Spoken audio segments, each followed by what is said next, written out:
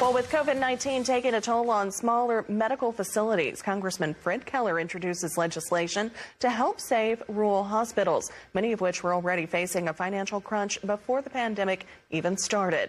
Well, Representative Keller joins us now for a further look at the legislation. And Congressman, thank you very much for taking the time to chat with us here this afternoon. First of all, let's start with an update on the state of rural hospitals as they continue to push through COVID-19.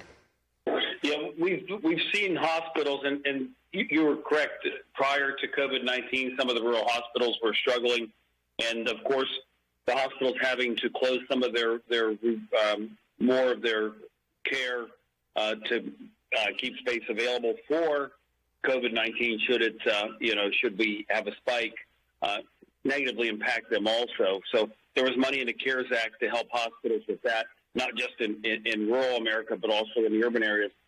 But what our Rural Help Act does is it looks at a study, and we had actually sent a letter to CMS administrator earlier this year asking her agency to reevaluate the rates between the urban and rural hospitals because of the unique circumstances that we see in rural America and the cost of delivering that care to our population. So this doesn't require any additional funding.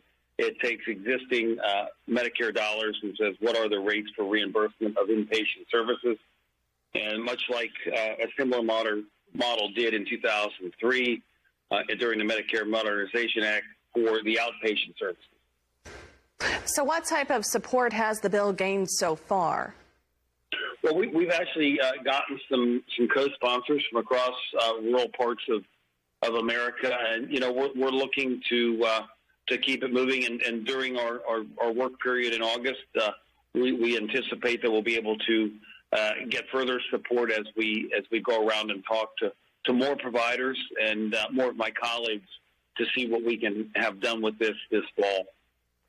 Have you had the chance to talk to some rural hospital leadership, and what are their thoughts on the measure? And, of course, what are the next steps as you continue trying to move it forward?